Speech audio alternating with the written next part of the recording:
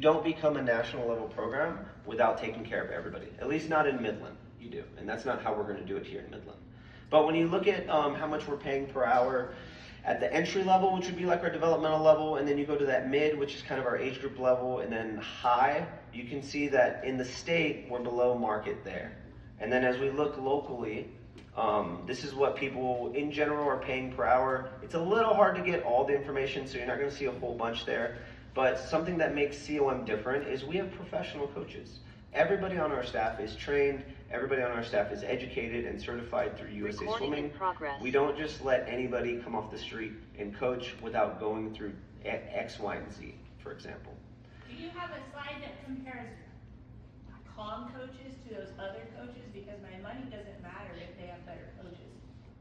What do you mean, compare the coaches? Just like, do they have more staff? Do they have, is their coach to swimmer ratio smaller to ours, and then that allows them to have better swimmers because they get better training? No, we don't. But I will say, like, you're talking about other teams or other youth sports in the area? On your previous chart, how much they're paying? Yeah, no, we don't have that exactly, but I will say pretty general, like 25-to-1 ratio is pretty normal in our sport across all teams. And something you'll see with smaller teams, unlike ours, is like a wide range of athletes in the same group. But so, ours is not 25-to-1. Ours is not 25-to-1. Ours is smaller. Ours is smaller. I was here the other day and there were more than 25 kids in the pool with only one coach. Yeah, I think if you watched every practice every single day, then you'd probably see a day where that happens, especially at the higher level teams. Those kids can handle themselves a little better. Ideally, we don't go past that 25-to-1 ratio. But like I said, if you watch practice every single day and you watch every single practice, you'd probably see a day or two there that happens. Coaches' schedules aren't perfect, and like I said, part of our plan is hiring more full-time coaches. We're currently short on full-time coaches to make sure that we have great ratios with our team and we can execute the way we want to execute. I also want to say, Mike, like right now we're in a championship season, so we have coaches out of town coaching, and so sometimes some of those kids that are still here are put together to be able to accommodate, you know, coaches being out of the market, so that might be why the ratio Yeah, goes up and down definitely. too. Yeah, we have like 5 championship meets in 2 weeks. Right. So a change you're going to see on meets is entry fees are going to be going up. That probably won't go into effect till about January. We got to get that approved with West Texas. Same thing, our entry fees, they're about $450 an event, and it's been like that for over 10 years on our team. Again, same thing, the standard fee across the state, you're probably paying around $10 an event. And we just want to make sure we match that. We want to make sure that we're getting the right revenue for our events, not just from our families, but from our visiting teams. If you were here at TAGS, it's a huge meet. It takes a lot of resources to host events like that. If you were here at ConocoPhillips, we had over 500 athletes there. And it's not just, can we host the meet because of the size of our building? Can we host a meet really well? And some of that will take more resources. We are going to start doing admissions in our building, and that's just going to be for our invitational style meets. So any meets where you have other teams competing with us, we'll have admissions. We don't really want the revenue from that coming from our families, so every swimmer on the team is going to get 2 passes. So if you have multiple kids on the team, like if you have 2 kids on the team, you'll get 4 passes, and those will take over the whole year. And a little note there about mini prees, we currently charge $15 per meet and $20 for champs. We're just going up $5 there. Will there be an age on the admission? We're still kind of hammering out the details on like the exact like bottom age, top age, that sort of thing. So we'll let you guys know when we get there. The first meet we have that is like we'll have admissions will be the Halloween meet, which is at the end of October. So we got a little bit of time to make sure we get that squared away. So we're going from $4.50 an event to $10 an event for us locally, or are you talking about like the people who are coming? No, that'll be for everybody. Everybody in the meet will be $10 an event. According to the meet schedule, that's a call-only meet. That's probably a typo then. Normally it's an invitational style meet. Yes, ma'am. Will that be cashless? Are we gonna have some sort of QR code? Because I know that if I see a QR code, I'm like, let me do this now before I forget. Are you talking about admissions? Yes. Yeah, I mean, I think we always need to have some sort of a cash option, but if you've been to like our UIL meets or even tags, we'll have a digital version, especially in today's day and age. I think if we went cash only, we'd have a line out the door. And nobody would be able to get in because they don't carry cash. But, yeah. But that being said, great questions on the ages, great questions on like cashless. You know, it might be a little tough at the start. Now we have hosted high school meets and we've hosted tags and those things have gone really well. So we've already done it before. It will be a little new to be doing it on a regular basis. So just to remind you guys, with our dues increase, we want COM to be excellent. I believe it's already is excellent, but there's some challenges that come with growth. There's some challenges that come with how long our building's been available. And we want to make sure our team is not only the best in Midland, we want to be the best in the country. So we want to make sure every athlete on our team, from developmental all the way up to our top high schoolers, that your athletes can achieve everything they want in our building. Okay, team structure. So it's going to be a little different, a little new, a little bit of the same. Old team structure or our current team structure, I would say, is very vertical. You go Dev, Dolphin, Junior, Pre-Senior, then Senior, with Age Group Black, Age Group Gold kind of off to the side. If you're on those teams, we don't treat your swimmers like they're off to the side. But we created this system where it was like if you didn't want the same commitment for the other groups, you could go there, or if we still needed to work on some skills. But what we really want to see is there's always going to be a vertical element of our team. Something that we've currently done that I absolutely love is our grade system. The grades sometimes can be a little hard to keep track of, but we really love the fact that we get to keep peers together and we don't leave behind 12-year-olds that are in 7th grade and stuff like that. But we are going to add a horizontal to our team. So when you see our team structure, Splash, Dev 1, Dev 2, Dev 2 11 plus, we're keeping that the same. The goal there is to learn all 4 strokes. We want skills developed. We don't want you moving into our age group program until you have all 4 strokes. And then when you get into our age group program, Age Group White, which was formerly Dolphin, sorry to all of our Dolphin parents, Dolphin's probably the oldest team name on the team. Like when I first started here, we had Dolphin. Yeah, Dolphin, when I first got here, there was like, our team names were all a bunch of animals, and Dolphin has made it through the years. But Age Group White is going to be the new Dolphin. We want some continuity throughout the team with our team names, just so everybody can understand. And the reason why you see 1 group there and not 2 is really we don't believe training ability gets in the way of learning the fundamentals and learning to love the sport at that age. That's the biggest reason there. Like a 10-year-old, an 8, 9, 10-year-old, at that age, they can be, in April, they can be one kind of swimmer. In May, they can be a completely different swimmer. And that happens all the time at 10 and under. So we really believe in keeping those groups together. In our current structure, we really believed in giving kids opportunity to improve. When you go up to Age Group Black, which is our 5th and 6th graders, which was kind of like junior now, the only thing that's going to differentiate Age Group Black 1 and Age Group Black 2, Age Group Gold 1, Age Group Gold 2, is going to be training ability. So if you've been on our team for longer than 3 years, we used to have like meet time standards and all these different requirements. We're going to keep it really simple. If your kid can hang in the training, they can be in those groups. Something we've done previously, we've really only done move-ups in between seasons, so like every 6 to 4 months. In our new structure, as soon as your athlete's ready, we're going to move them up. So when we put out move-ups this Sunday, if your kid's going to Age Group Black 1 or Age Group Gold 1, that's okay. As long as they do the work and they want to earn it, we'll move them up as soon as they're ready. So there won't be a waiting period. We want them to be ready. And then as you go into our senior group, you will see that we'll have some time standards for moving up, but we really do believe when you look at our team structure, at the developmental Age Group White level, it's like fundamentals, all fundamentals. That's what we want to learn. In that middle section, it's all about learning to train and training to compete. And then when you get to our senior level, it's competing for excellence. And in that age group where you want cohesion in training, at that senior level, we really want to start developing cohesion in performance. And I think at that senior level, you really start seeing kids decide like, okay, what do I want to do in this sport? Do I want to just compete locally? Am I trying to do something bigger than that? Sorry.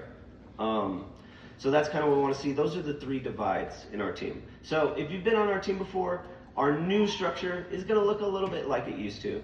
I would say a little less complicated. And it's only going to be differentiated by training ability in our age group level and training plus competition ability at our senior level.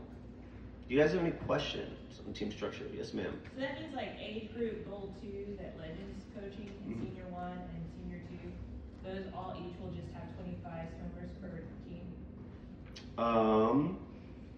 No. your ratio that you told me you had? Yeah, ideally we want 25-1. So right now on paper, neither of those groups have over 25. And if we do run into a situation where we feel like another coach is warranted for a group, like I said before, we want our athletes to be successful. We don't want coaches to become lifeguards, right? Where they're just making sure everybody in their practice is safe and they're just getting in the water. We need kids to be coached. So part of that and part of what I'm talking about here is there's a plan for us to go to a model that hires more full-time coaches. One thing we're doing in the fall is, and you see on the schedule, there's a lady there named Elena. That's going to be a new full-time coach. Nobody here's met her. She's coming over from Katie Aquatics. And Coach Legend's also going to be coming on full-time on our staff. So part of our team structure is making sure we have enough full-time coaches to not only take care of kids on the deck, off the deck, but the 25-1 ratio, like I said, that's a guide. Does not happen all the time. Definitely, you'll see kids go over that 25, I think, as kids get older, but our older athletes can handle themselves a little bit better than our younger athletes can. Yes, ma'am. On the Dev 2, so I know I've talked to Coach Julie a little bit, but, you know, my daughter's been in Dev 2 before, and she moved up to age group black, and now she's probably gonna move back down because she'll know all 4 strokes. Mm-hmm. How are the coaches gonna make sure that they learn all 4 strokes and not just repeating the same strokes that they already know? Yeah. So as far as make sure, here's what we do at the beginning of every season. We lay out a season plan. So this week we're going to work on X, Y, and Z strokes or X, Y, and Z skills, and our plans follow a progression. Now every kid's not going to follow that progression the same way. In a perfect world, when we teach this skill on Monday, the kids remember it the whole rest of the season, right? So there's repeatability that we have to keep continuously teaching these strokes. So you're gonna get that. You're gonna get, hey, we're really working on breaststroke this week, and then in 3 weeks we're gonna do the exact same thing. Because our kids do need to work on the skills over and over again, and that happens across our team. Now when you talk about like, how do we make sure? At the end of the day, it's not a perfect system, right? It's not, if I give you this exact workout, you're gonna get this exact result. I really do wish it was that way, but you can look at any of our training teams and you have 25 kids doing the same exact workout and you'll get 25 different results at a swim meet. So it's kind of similar. How are we tracking the results? Is there growth metrics? Are we timing? How are we tracking to show that they are actually progressing a week or month after month or for one competition to the next? Yeah, so in our age group level, we do start tracking times. All the times get put into our system. Like our team website, they also get put into USA Swimming.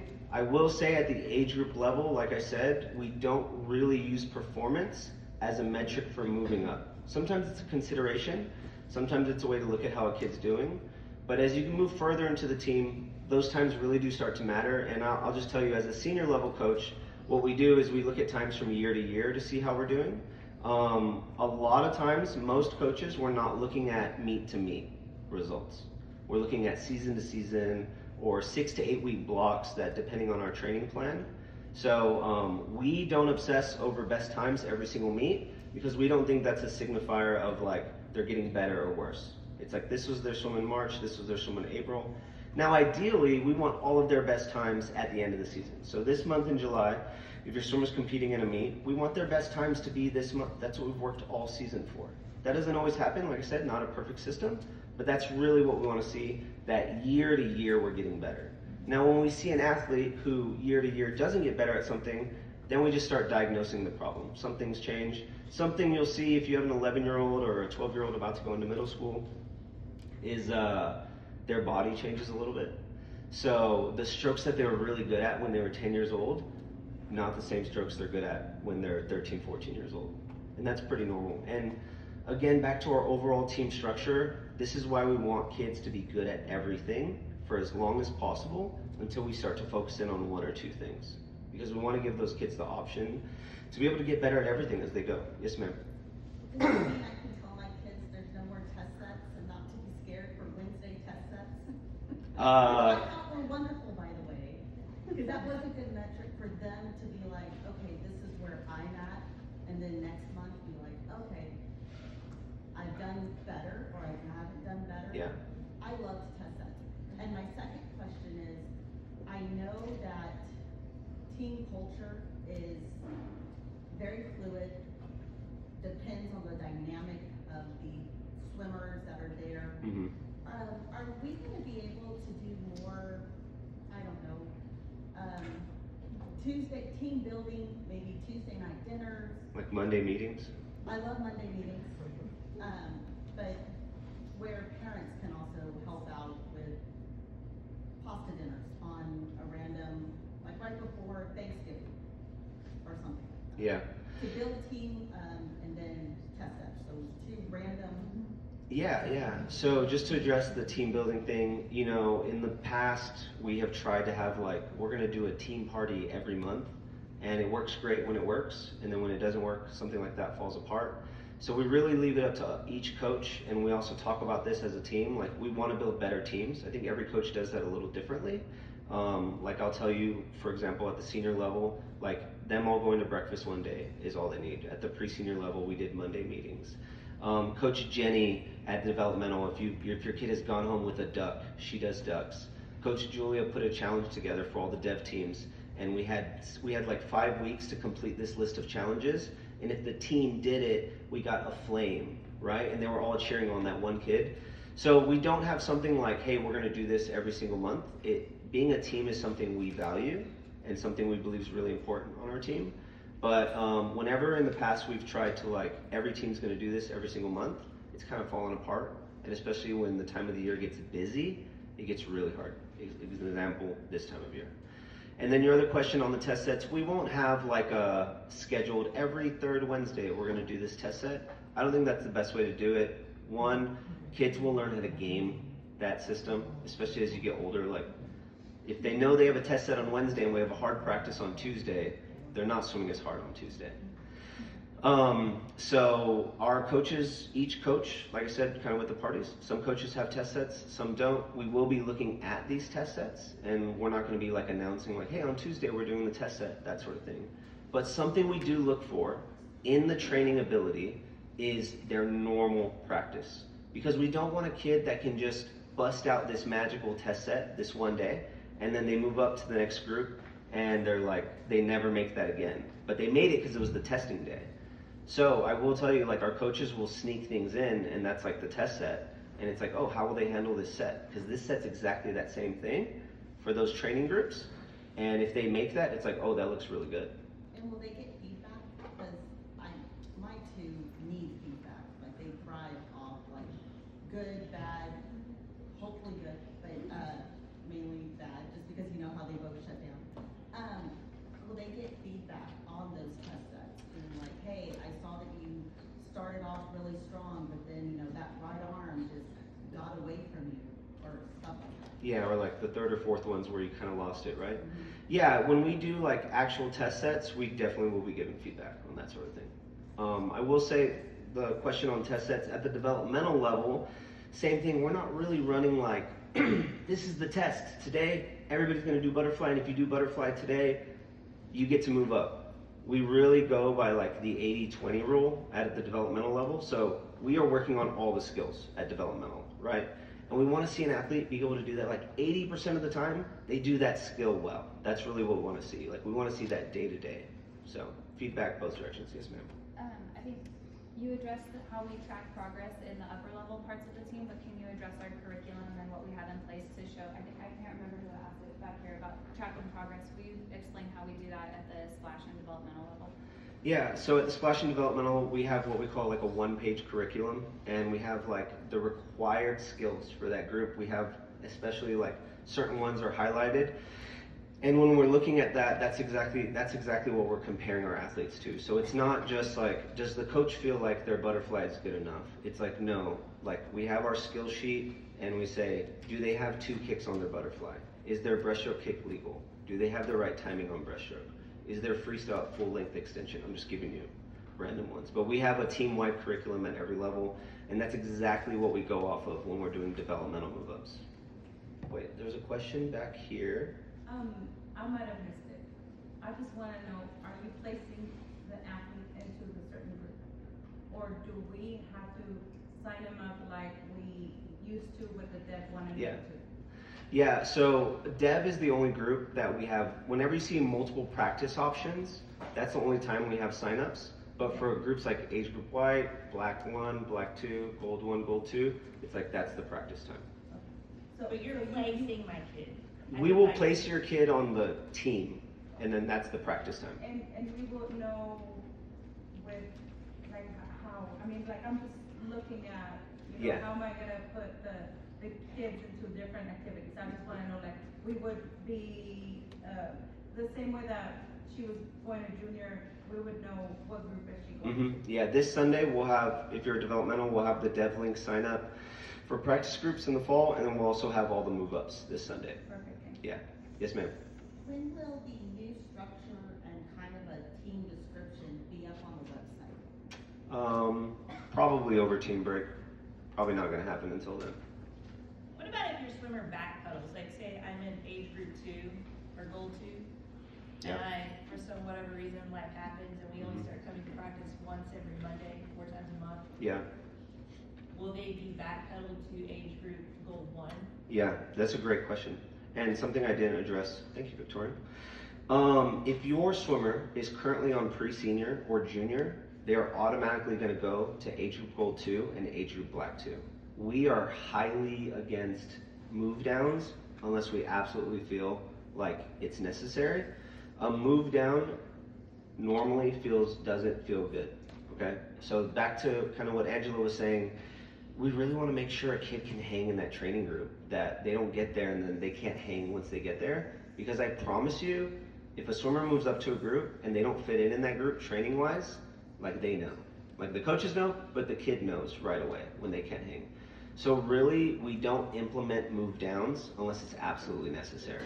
And part of that is because when you move a kid up to a team, I think we have to remember, we're not just moving kids up to like, oh, so they can be with Coach Legend, or they can be with Coach Julia, or Coach Mike.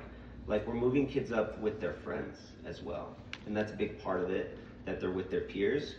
So sometimes that's happened. We don't normally do that. That's usually not the MO. Normally when we have a kid who's not kind of hitting the mark, it's just conversations from there. Oh no, this is about to go away.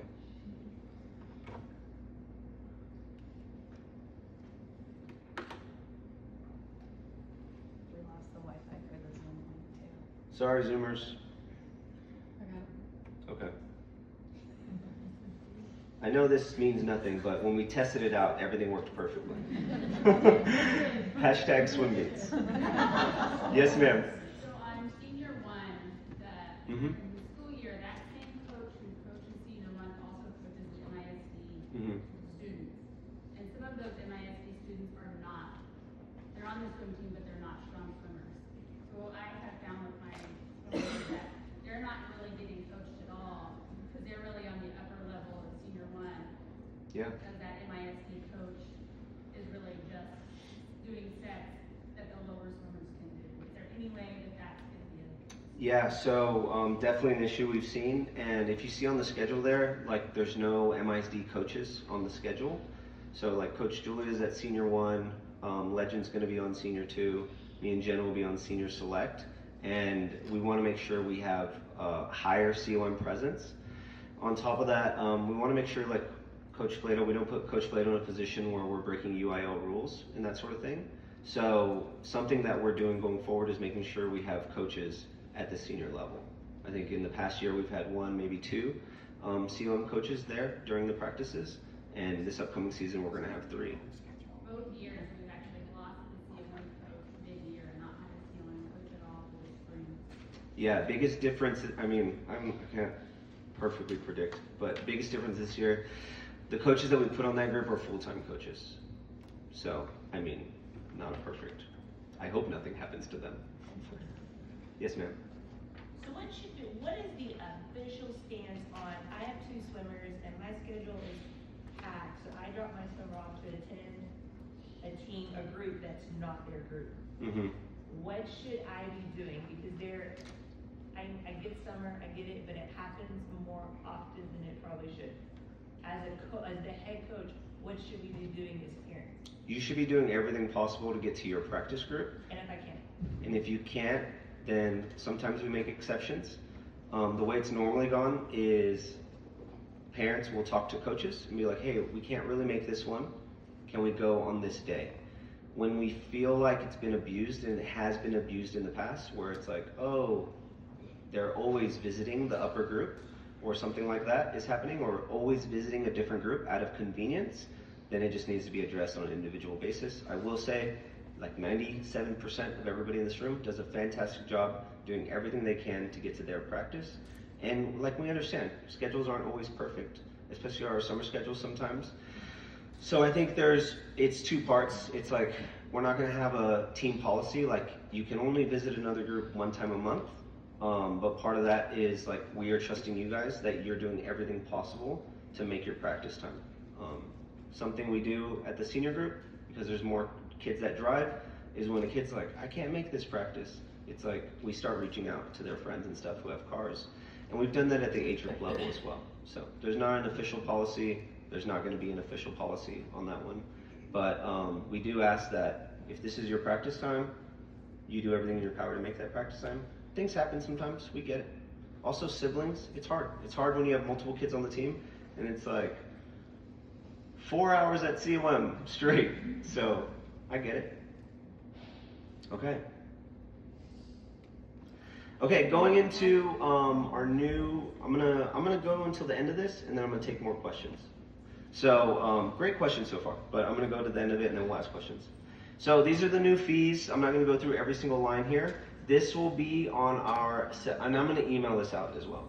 This will be on your September 6th bill, right? Yeah. So it won't be in August, it'll be in September, after we get all of our moves finalized and in the system properly. Something we put here is also the hours per week for each group. We're really staying pretty similar across the board. Age group black is seeing a bump up, and age group gold is seeing a bump up as well. Something that we're doing at age group gold and senior one is there's optional practices they can attend. So if we have a kid who's on age group gold 1 and they're going 7.5 hours a week, sometimes that can feel like a big jump to kind of go from there to that second group, but we have some kids who are hungry, so we're gonna have some practice options that are optional for them if they wanna go to that extra. And I think this goes back to that trust situation. In this situation, there might be some people who miss their practice, so they can just go to that optional practice and they call it good. That's not really the heart of the optional practices. The heart behind it is making sure your athlete has the opportunity to improve. We don't want any point on this team to be like a nail in the coffin, like this is where you're gonna be. Something we've done on our current structure that I really love is giving kids the opportunity. Now I will say, if your athlete wants the opportunity to move up and the opportunity to get better, you need two things. You need attendance and effort. And it sounds like so simple, it's kind of silly, but when the season starts getting along, the school year starts getting along, and you have band and you have all these other things, that stuff just starts getting in the way. So we want to make sure kids have the opportunity to move up, even if they're on a lower level group. Okay, last slide, everybody.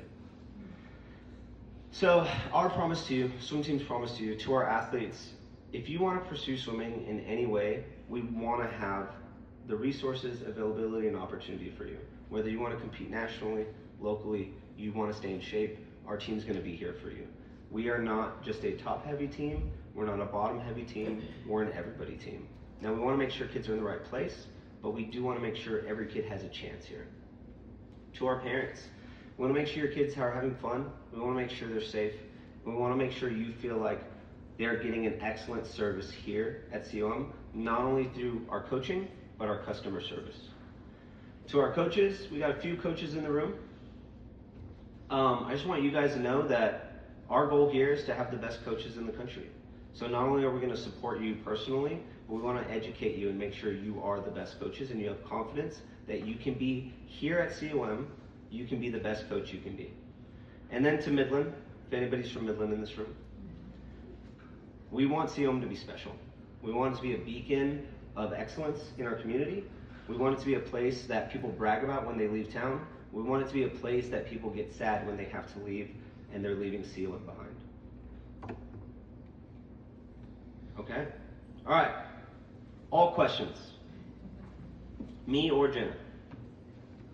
As a coach, how are you defining your customer service to a parent? Yeah, communication, number one. Communication. We don't work on it. Yeah, definitely. Yeah. Yep. I think number one, so there's communication. One, making sure you know where you need to be. Two, making sure we get it done right. So there's meet entries. There's a lot of different things. Customer service really comes down to the administrative side. Something we've done in the past year is hire a full-time admin on our team. Kira is our current full-time admin. Yes. So I think that's not something that you will always hear more youth sports programs talk about. And it's something we want to try to be really good at. I know this season hasn't been 100% great, but it's in the plan to get better. Angela. So we're starting high school next year, super excited. Good luck. Scared about that. How do we keep continuity with high school program and club program? Yeah, so we have a really, Just because I know with the whole Keller situation, it was Yeah. super scary. Yeah. I'm Yeah. glad they didn't lose their title. yeah. So, you know, the way it goes at most high schools in Texas is you have a high school coach and you have a club coach. And they kind of hate each other. And they don't help each other out. You got the high school plan and you have the club plan. Something that's special here is that we work together.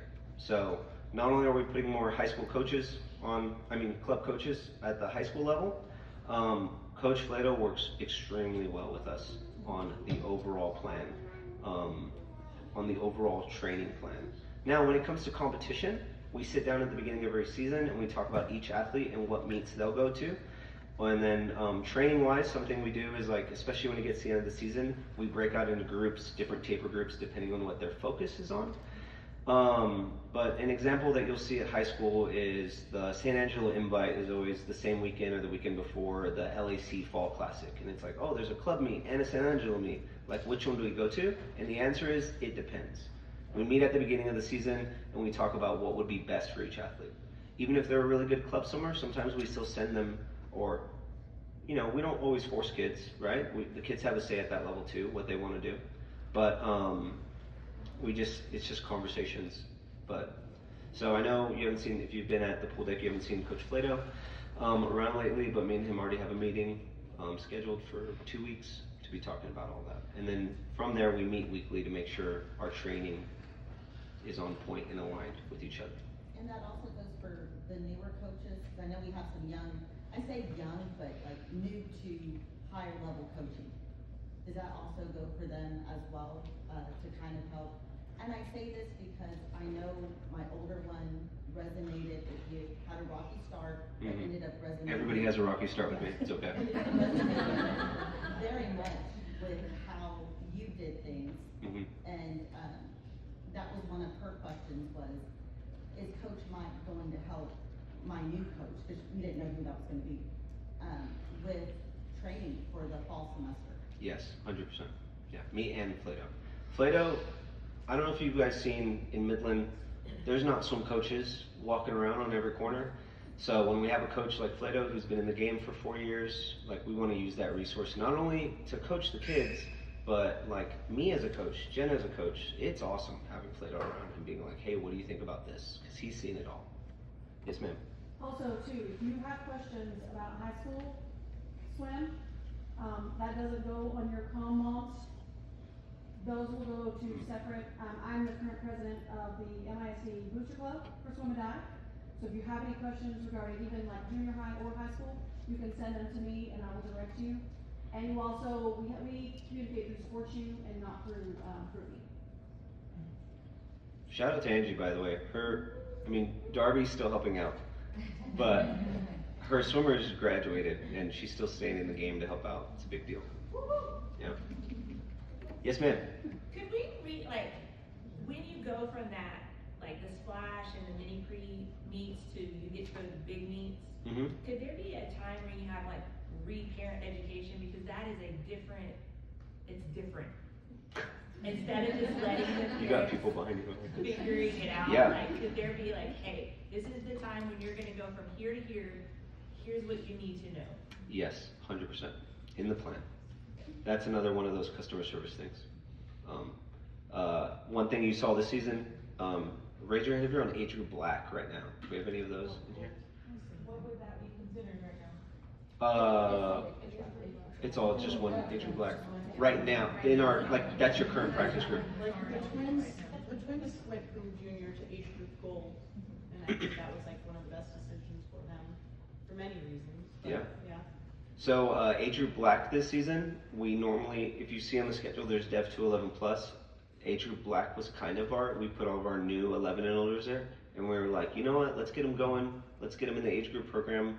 And it was like 3 weeks into the season, and we sent brand new swimmers to long course meets. And just looking back on the season, not the best choice. So, kind of to that, one, we want to make sure the transition's better, that we're not throwing people to the wolves so soon.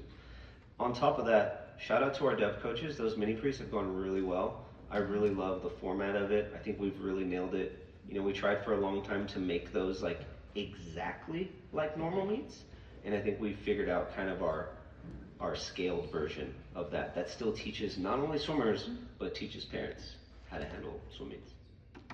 Yes, ma'am. Hi, me again. You're good. I enjoyed, the whole positive check-in before, and I am one of those people who loves to look at Meet Mobile the night before. Yeah. But I will contain myself, to seeing it 10 to 15 minutes before. Is that something we're gonna start practicing in our meets? Because I thought it was huge in not having gaps, Yeah, in maybe. our heats. Maybe. So administratively, it's hard. Okay. Just because you're like, you have a 15-minute window to make sure we get all 200 kids. Are you here? You're not. I mean, we don't walk around for everybody.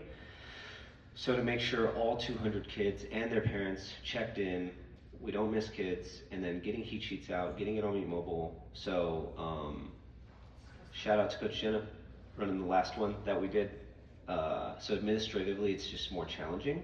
So 2 ends, it depends on the meet if we'll do it. Like, we'll do it for Medal Madness. We're not going to do it for West Texas Champs. Yes and no.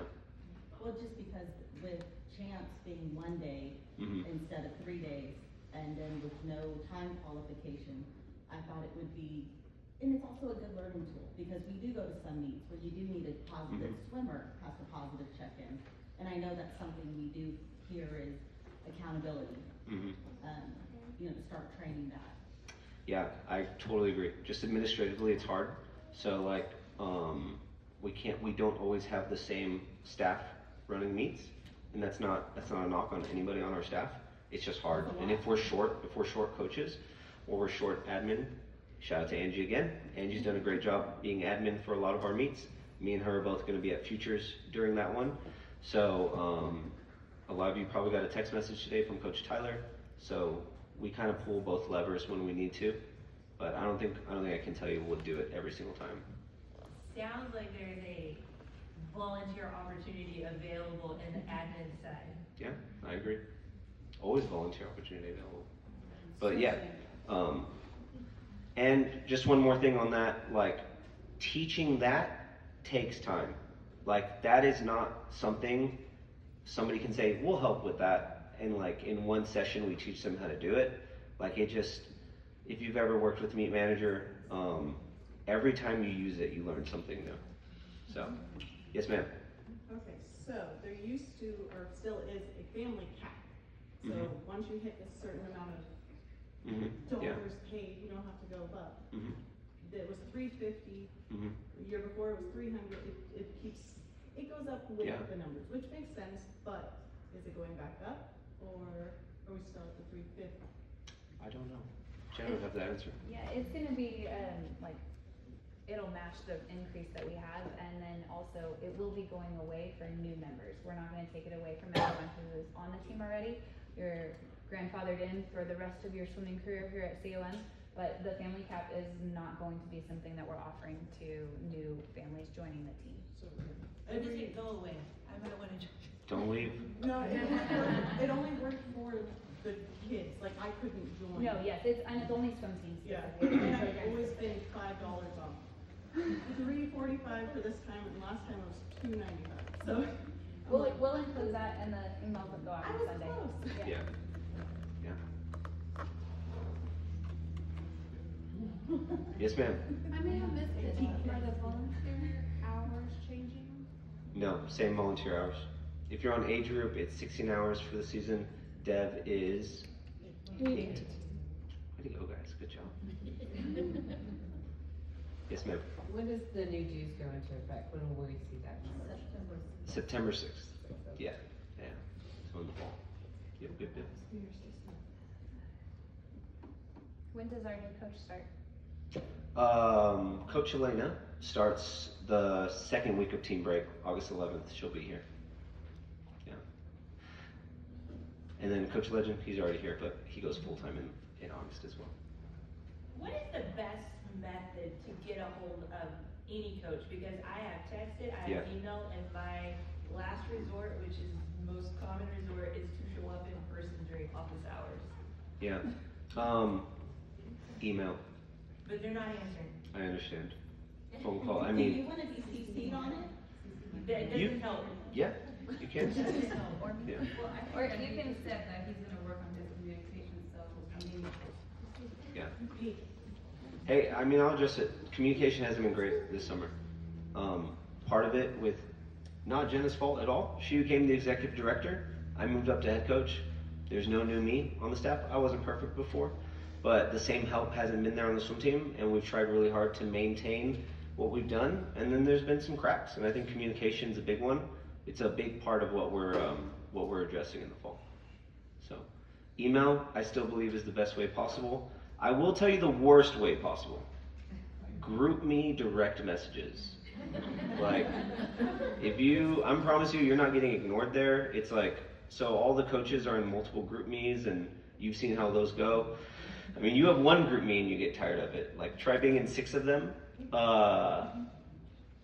Group me direct messages, hands down the worst way to reach your coach. If they reply, I've probably replied to a few, probably a few days late. That's definitely the worst way. And then text and phone call, depends on the coach, depends on the time of day. I will tell you, like, our full-time coaches, after 3 p.m., if you send a text after that, probably not getting answered till the next day.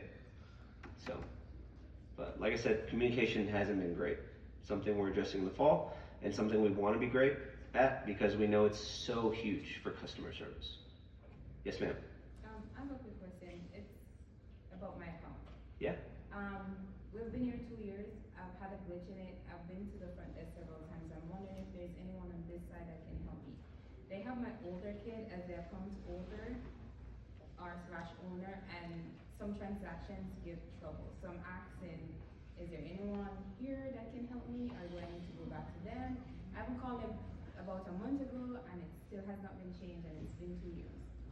Yeah, it sounds like that's on the billing side, not the Team Unify side. So it'd probably be our front office, but send me an email. I've gone in person too. I've gone in person and they haven't changed it. Yeah. I think, yeah. So part of that is we switched billing systems about 1.5 years ago, and it's been, the way, again, I was in Mike's role when all those decisions were made, but the way it was marketed to our staff when they were deciding to use this system has not been how it's played out, and our office staff has tried really hard to make it work for all of the different programs, and it's not great, but it's something that we're working on. We actually have hired a technology company that's coming out the first week of September to evaluate what tech we're using, what systems we're using, what software we're using, so that we can try and figure out a better system to meet everybody's needs. Yes, ma'am. So there's a big, difference between, for the older kids who are still in Dev 2, 11 plus, that are like 8th grade, Mm-hmm. you know, to transition from Dev 2, 11 plus to get to age group Gold 1, Mm-hmm. the number of hours is a huge difference between like 2.25 hours per week to like Mhm. 7.5. Yeah. How can you transition them a little better if they are right on the verge of potentially going into that age group Gold 1? Yeah, so no matter what, that transition is going to be hard. And one of the reasons why you see such a big jump in hours at that age group is like, that's really where we need to teach kids to get moving in the sport. And we have tried to have like maybe a more rec type team before at that level that was only 3 or 4 hours a week. And the attendance there, like the numbers we've been able to put in that group, it's never been great. Also really hard to motivate a coach to like just coach rec kids. Like all of our coaches are competitive, no matter how nice they are, like Coach Julia. All of our coaches are competitive. So I will say though, out of Dev to 11 plus, it's just the 4 strokes, right? And then they'll make that jump. They won't be the only one at that level. So in that group, like age group gold 1, you're gonna have kids that are fresh out of Dev, and you're gonna have kids that are ready for that next step. And it is hard. The beautiful thing is, man, these kids are young and they can handle a lot. Like they really can. Another question. Yes, ma'am. At one point you were doing some clinics. I haven't seen any clinics in a while, like on Saturday or something like that. Is that something you're considering doing for maybe the Dev kids? Yeah, we don't have anything on the schedule, but definitely something we like to do. Maybe we'll bring them back up. Kind of to go back to short staff this season, like we've really tried to trim the extra, and that's one of the extras. I know it's great. I know it's been awesome. Just, where do you stack it in the summer, especially when every weekend already has something. But we like them. Same thing if you've been on the team for a while. The parent education sessions during mini freeze, like another thing we want to bring back. We know those things are important and they matter. We just need to make sure we can do them and do them well. Because the only thing worse than not hosting a clinic or not hosting parent education is hosting bad clinics or bad parent education. That feels like it's a waste of everybody's time. And so all the things we did this season weren't perfect, but the things we did this season, we wanted to make sure we did really well. So we did trim out some stuff. And one of the things you'll see is West Texas Champs went from 3 days to 1 day. Part of that was Lubbock was supposed to host that meet. Not blaming Lubbock, things happen. Their whole pool is shut down right now, so we had to host it. But we didn't have the staff or the resources to host another 3-day meet in the summer along with everything else. But we still wanted to give those kids the opportunity to race. So that's part of why you saw some of the things happen this summer. I would like to tell you guys, I know Coach Mike has mentioned a couple times about being short-staffed. We have been working really, really hard to try and find him some help. We started interviewing coaches in the first week of February, and part of finding him help, we've actually made 4 offers to associate head coaches, and trying to get someone out here to Midland has been very challenging. We found a lot of people that have loved our program.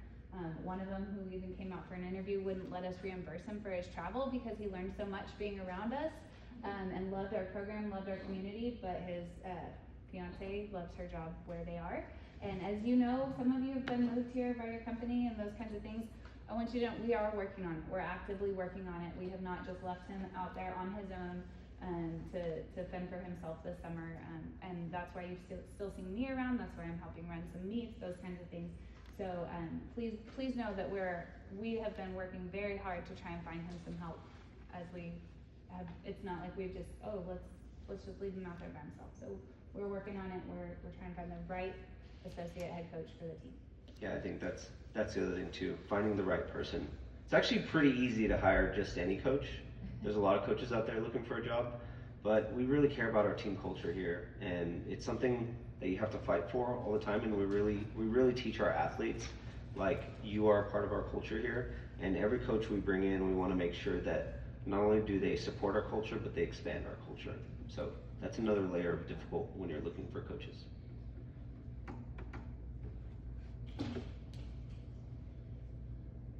Cool. Me and Jenna will be available up here for if you want to ask us any questions face to face. Love to answer them.